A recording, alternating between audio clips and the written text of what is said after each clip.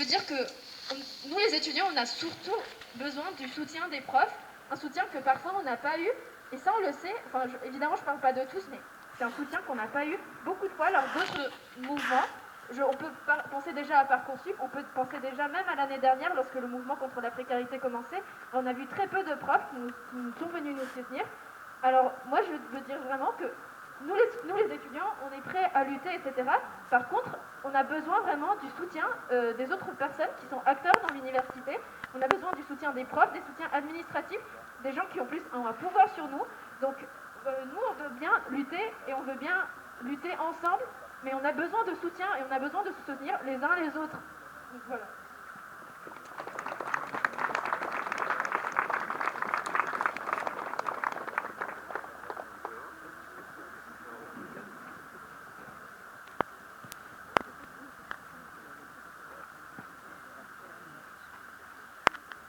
Bonsoir à tous, moi je m'appelle Cyril Podgorny, je suis là dans le cadre d'un collectif qui s'appelle Kineto sur YouTube.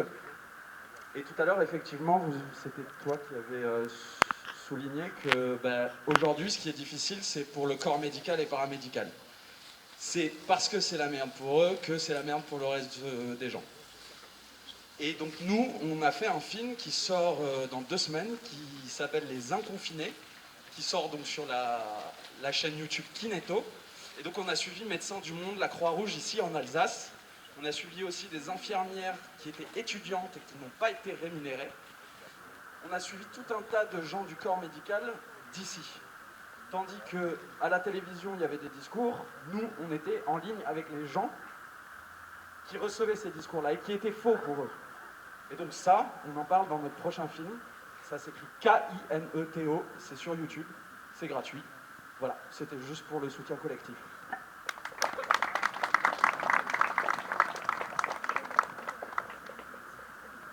Alors, bonjour à toutes et à tous, je m'appelle Arpad, je suis militant au nouveau parti anticapitaliste.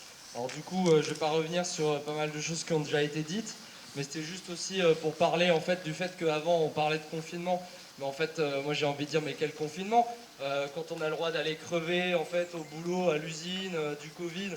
En fait bizarrement le Covid il est très sélectif en fait dans ses choix de victimes.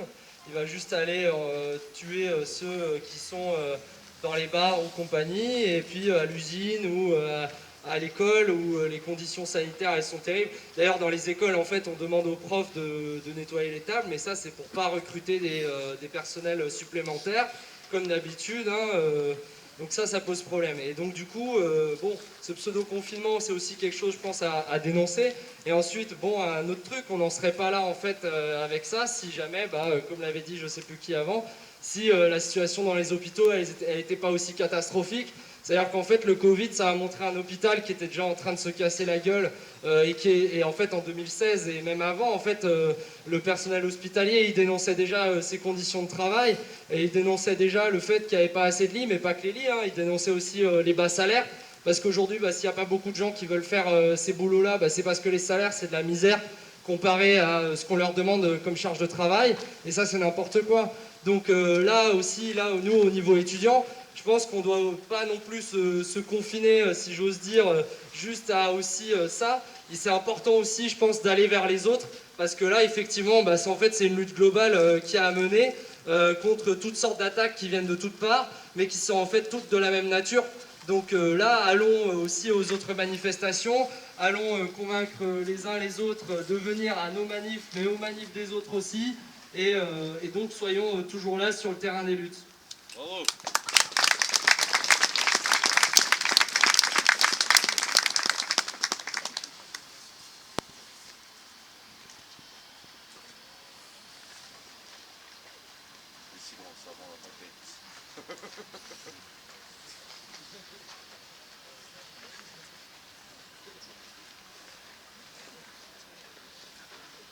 Moi j'ai une question technique.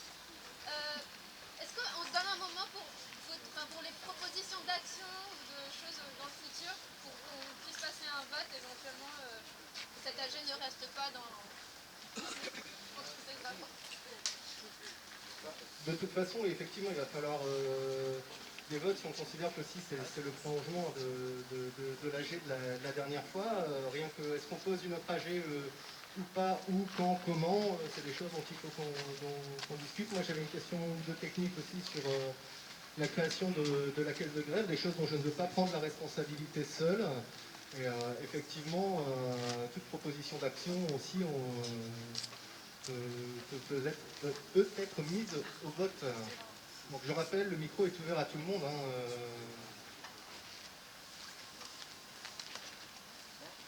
Une proposition d'action? Vas-y. Bon, sans prendre le micro, bon, il semble qu'il y a dans cette université des amphithéâtres qui sont sécurisés pour le Covid. On les appelle les amphi-confinements. Voilà, ils s'appellent comme ça, amphi-confinement. Il y en a une dizaine. Il y en a 6 sur le Bel et je crois qu'il y en a 3 à l'Estarpe. On pourrait programmer une prochaine assemblée générale au chaud, en respectant les jauges, c'est-à-dire les espaces, voilà, une place libre entre chaque personne. Et si on arrive à avoir un amphi de 400-500, on peut quand même être 200, c'est-à-dire faire rentrer tout le monde. S'il y a une journée qui est programmée le 3, on peut peut-être prendre un vote sur une nouvelle AG la semaine prochaine le 3, et cette fois en intérieur, en faisant une demande officielle de réservation d'un amphi. Voilà une proposition.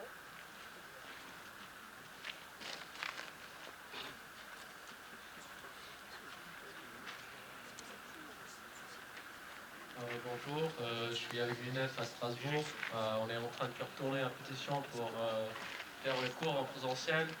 On est en train, c'est une décision de faire les cours en présentiel qui est prise par chaque faculté. Et donc, on est en train de le tourner dans chaque faculté. On a besoin des gens qui sont dans différents filières et pour le faire tourner, du coup je serai là et si vous êtes intéressé de signer, je l'ai ici, donnez-moi vos mails et comme ça on peut essayer d'organiser ça. On est en train d'organiser ça aussi nationalement, donc c'est pas seulement sur la fac de Strasbourg.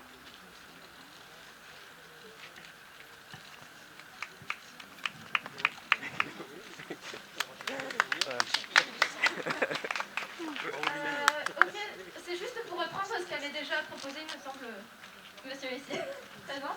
C'est qu'il y aura une réunion organisée par les Gilets jaunes jeudi. Il me semble que c'est sur Zoom, donc je pense que c'est important qu'il y ait, je ne sais pas si une délégation ou que les gens le fassent individuellement, mais je pense que c'est important qu'il y ait des gens de l'université, que ce soit des étudiants et des personnels, à cette réunion pour construire quelque chose de plus large, parce qu'il me semble que ça c'est la volonté de cette réunion. Et d'autre part, il y a aussi une manifestation qui a été déclarée pour ce samedi contre la loi de sécurité globale et contre tout ce qui se passe en ce moment. Donc je pense que c'est très important, je pense que c'était aussi déjà une proposition d'essayer de faire un cortège étudiant ou un cortège universitaire, mais en tout cas être présent et soutenir toutes ces luttes qui sortent et aussi ramener nos propres luttes, parce que voilà, construire les liens et construire aussi les solidarités. Voilà. L'horaire, c'est, je ne sais pas. Non, c'est quand 12h30 11h30. 11h30 samedi, c'est République République.